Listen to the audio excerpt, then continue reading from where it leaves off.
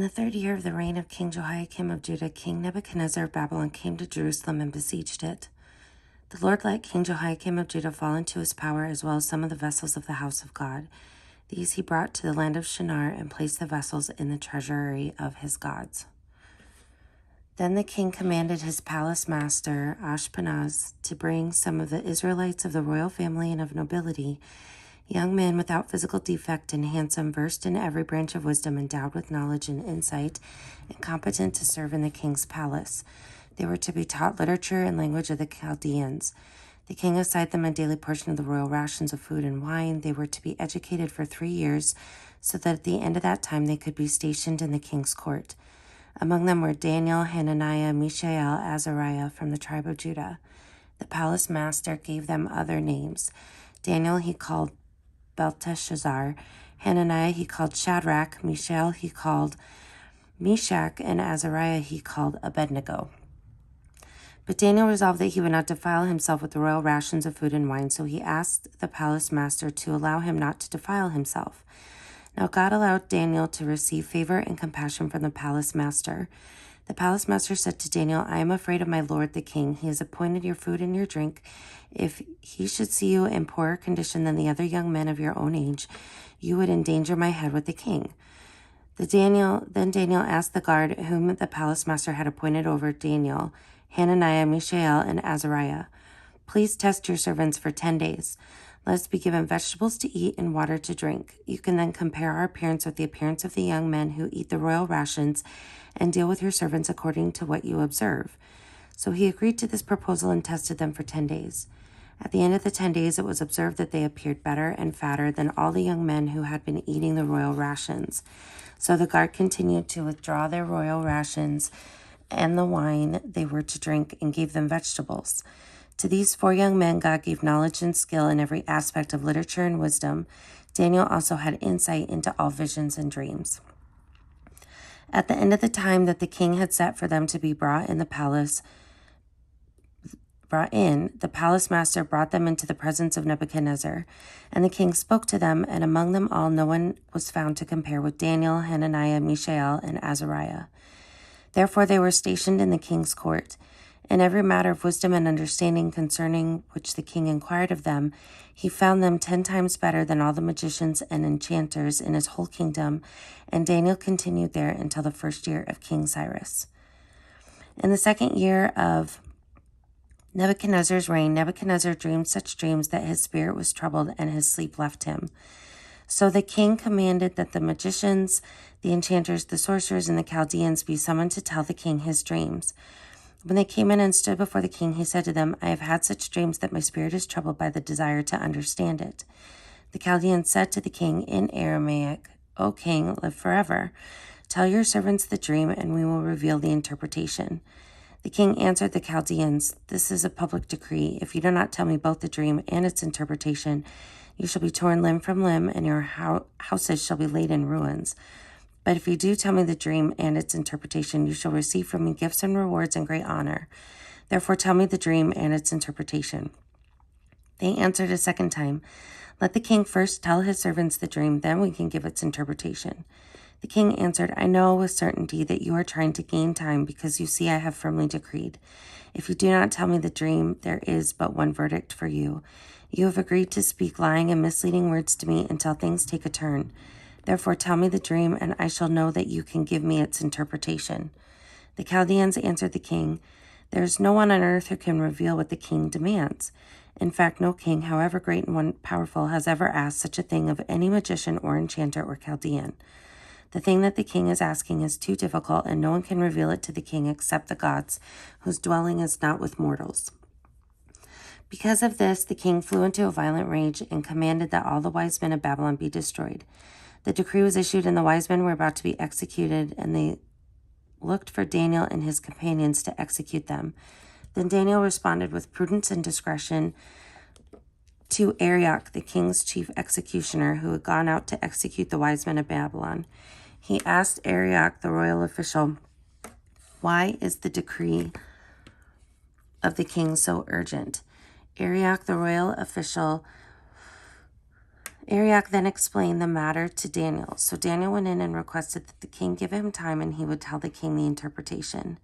Then Daniel went to his home and informed his companions Hananiah, Mishael, and Azariah, and told them to seek mercy from God in heaven concerning this mystery, so that Daniel and his companions, with the rest of the wise men of Babylon, might not perish.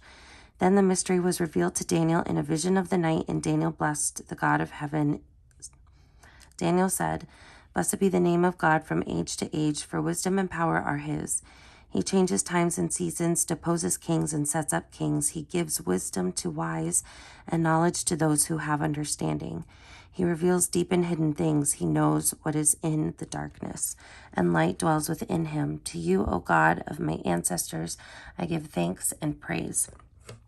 For you have given me wisdom and power, and you have now revealed to me what we asked of you. For you have revealed to us what the king ordered." Therefore king went to Arioch, whom the king had appointed to destroy the wise men of Babylon, and said to him, "Do not destroy the wise men of Babylon. Bring me in before the king, and I will give the king the interpretation." Then Arioch quickly brought Daniel before the king and said to him, "I have found among the exiles from Judah a man who can tell the king the interpretation." The king said to Daniel, whose name was Belteshazzar, "Are you able to tell me the dream that I have seen and its interpretation?" Daniel answered the king, "No wise men, enchanters, magicians, or diviners can show to the king the mystery that the king is asking. But there is a God in heaven who reveals mysteries, and he has disclosed to King Nebuchadnezzar what will happen at the end of days. Your dream and the visions of your head as you lay in bed were these. To you, O king, as you lay in bed, came thoughts of what would be hereafter, and the revealer of mysteries disclosed to you what it is to be.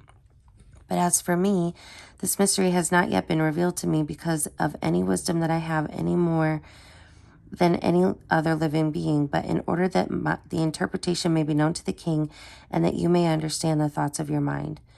You were looking, O king, and lo, there was a great statue. The statue was huge, its brilliance extraordinary. It was standing before you, and its appearance was frightening. The head of that statue was fine gold, and its chest and arms of silver, its middle and thighs of bronze, its legs of iron, its feet partly of iron and partly of clay. You looked on a stone. As you looked on, a stone was cut out, not by human hands, and it struck the statue on its feet of iron and clay and broke them in pieces.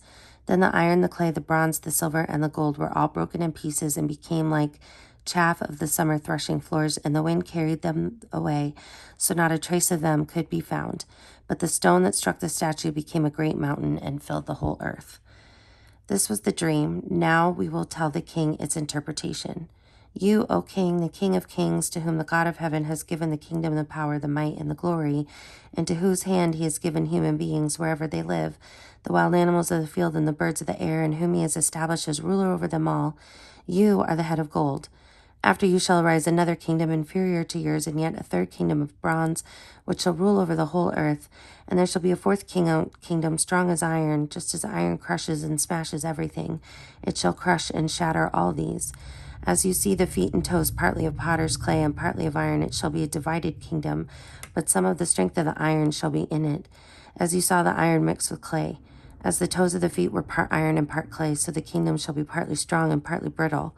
As you saw the iron mixed with clay, so they will mix with one another in marriage, but they will not hold together, just as iron does not mix with clay.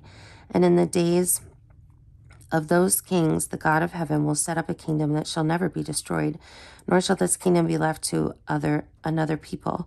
It shall crush all these kingdoms and bring them to an end, and it shall stand forever. Just as you saw that a stone was cut from the mountains, not by hands, and that it crushed the iron, the bronze, the clay, the silver, and the gold. The great God has informed the king what shall be hereafter. The dream is certain, and its interpretation is trustworthy. Then King Nebuchadnezzar fell on his face, worshipped Daniel, and commanded that a grain offering and incense be offered to him. The king said to Daniel, "Truly your God is God of gods and Lord of kings and a revealer of mysteries, for you have been able to reveal this mystery." Then the king promoted Daniel, gave him many great gifts, and made him ruler over the whole province of Babylon, and the chief prefect over all the wise men of Babylon.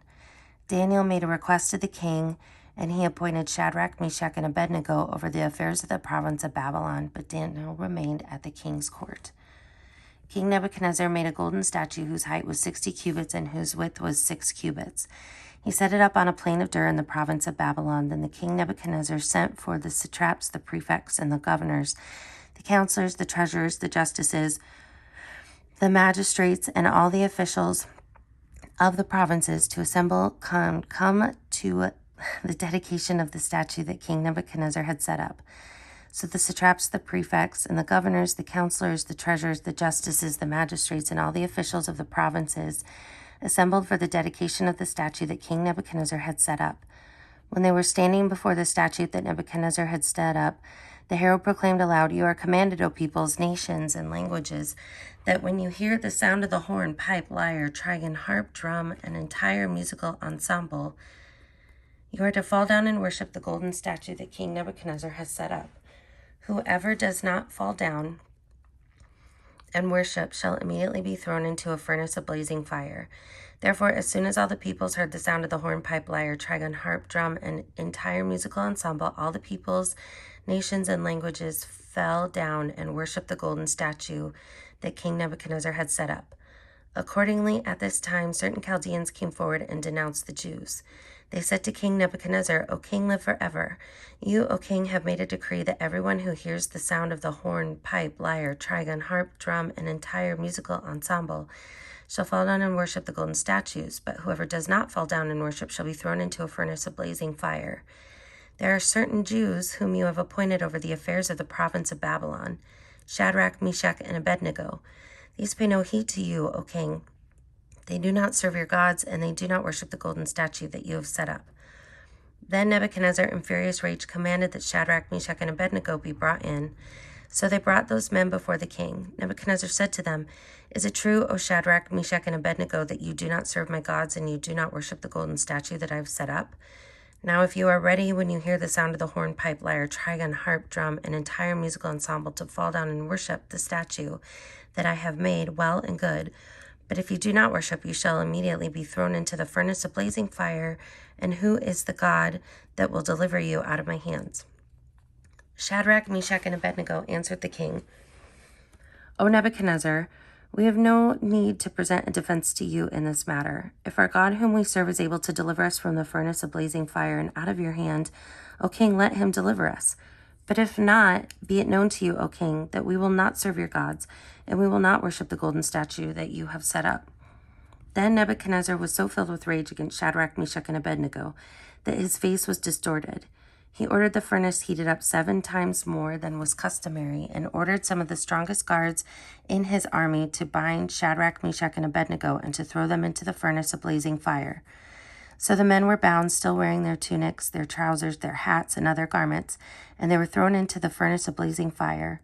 Because the king's command was urgent and the furnace so overheated, the raging flames killed the men who lifted Shadrach, Meshach, and Abednego. But the 3 men, Shadrach, Meshach, and Abednego, fell down bound into the furnace of blazing fire. Then King Nebuchadnezzar was astonished and rose up quickly. He said to his counselors, "Was it not 3 men that we threw and bound into the fire?" They answered the king, "True, O king." And he replied, "But I see 4 men, unbound, walking in the middle of the fire, and they are not hurt, and the 4th has the appearance of a god." Nebuchadnezzar then approached the door of the furnace of blazing fire and said, "Shadrach, Meshach, and Abednego, servants of the Most High God, come out, come here." So Shadrach, Meshach, and Abednego came out from the fire, and the satraps, the prefects, the governors, and the king's counselors gathered together and saw that the fire had not had any power over the bodies of those men. The hair of their heads was not singed, their tunics were not harmed, not even the smell of fire came from them. Nebuchadnezzar said, "Blessed be the God of Shadrach, Meshach, and Abednego, who has sent his angel and delivered his servants who trusted in him." They obeyed the king's command and yielded up their bodies rather than serve and worship any god except their own God. Therefore I make a decree, any people, nation, or language that utters blasphemy against the God of Shadrach, Meshach, and Abednego shall be torn limb from limb and their houses laid in ruins. For there is no other God who is able to deliver in this way. Then the king promoted Shadrach, Meshach, and Abednego in the province of Babylon.